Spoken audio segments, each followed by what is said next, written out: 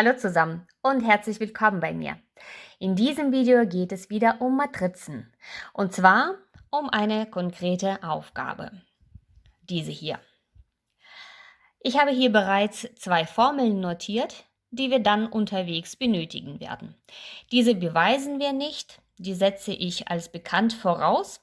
Schaut gerne nach, wie man solche Formeln beweist. In diesem Video lösen wir aber ganz konkret diese Aufgabe. Okay, lasst uns loslegen. Die Inverse der Matrix 7a ist gleich der Matrix minus 3, 7, 1, minus 2. Und wir sollen Matrix A berechnen. Okay, als erstes können wir sehen, dass 7a hoch minus 1 eine Ähnlichkeit aufweist zu dieser ersten Formel. Was können wir denn notieren? Wir können schreiben 7a hoch minus 1, also die Inverse, ist gleich 1/7 und dann die Inverse von a. Das ist einfach die Anwendung dieser Formel und dieser Ausdruck ist gleich dieser konkreten Matrix minus 3, 7, 1, minus 2. Ja, aus dieser Gleichung oder aus diesem Teil dieser Gleichungskette können wir a hoch minus 1 bestimmen.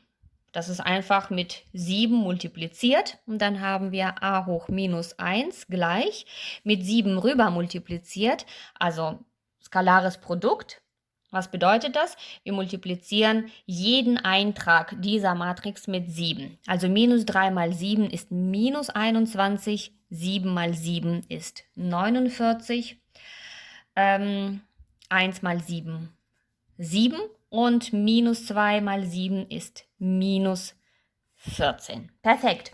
Jetzt haben wir bereits a hoch minus 1. Und jetzt sollen wir a berechnen. Und da benötigen wir gerade diese Gleichung oder diesen Zusammenhang. Also a ist ja gerade die Inverse dieser Matrix. Das heißt, es bleibt uns einfach, die Inverse dieser Matrix zu bestimmen. Dann sind wir schon bei a angekommen. Okay, einfach ist schnell gesagt. Wie machen wir das denn? Ich habe schon 2 Videos bei mir.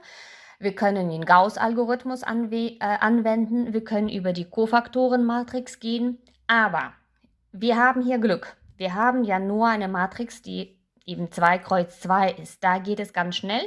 Und das ist die dritte Formel, die wir vielleicht hier notieren können. Wenn a eine 2 Kreuz 2 Matrix ist, dieser Form a, b, c, d und invertierbar ist, dann ist ihre Inverse ganz leicht zu berechnen. Also es gilt nur für 2 Kreuz 2 Matrizen. Das ist dann erstmal 1 durch AD minus BC. Das ist ja gerade die Determinante dieser Matrix. Ja, und wenn sie invertierbar ist, dann ist ihre Determinante ungleich 0. Dann haben wir kein Problem im Nenner. Okay. Und was passiert weiter? Die Elemente auf der Hauptdiagonalen werden vertauscht. Da steht D, da steht A. Die beiden anderen bleiben stehen, werden nur mit minus 1 multipliziert. Das heißt minus C minus b.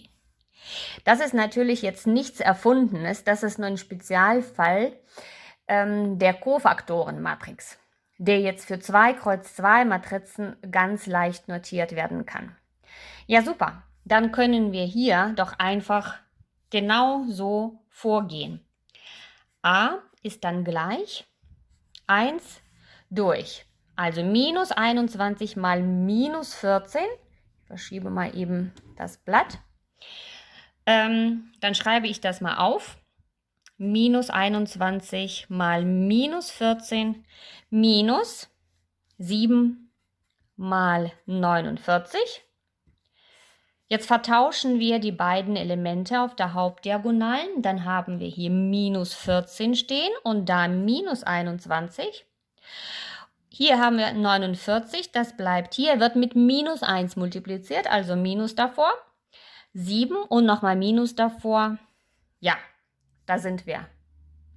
Jetzt müssen wir nur noch ausrechnen und das geht relativ schnell. Was haben wir hier? Das ist 1 durch minus 49, ich habe es natürlich schon ausgerechnet, mal und dann diese Elemente, die schreiben wir nochmal ab. Minus 14, minus 49, minus 7, minus 21. Ja, und auch da wieder ein skalares Produkt. Also wir multiplizieren diese Matrix mit minus 1 durch 49 oder 1/49. Ja, multiplizieren das rein. Einmal verschieben. Und dann können wir A notieren. Das ist 14/49. Wir können durch 7 kürzen, das heißt 2/7. Da ist 1. Ja. Da kürzen wir mit minus 7 oder durch minus 7 ist 1/7. Und auch da durch minus 7, dann haben wir 3/7. Und damit ist die Aufgabe erledigt. Ja? Und am Ende möchte ich noch hinzufügen, dass diese Formeln natürlich nur dann gültig sind, wenn a invertierbar ist und k ein nicht verschwindender Skalar ist. Wenn ihr Fragen habt, schreibt in die Kommentare, besucht mich in meinem Instagram-Account Mathe Tatjana. Ich freue mich immer auf euch. Und bis zum nächsten Mal. Tschüss!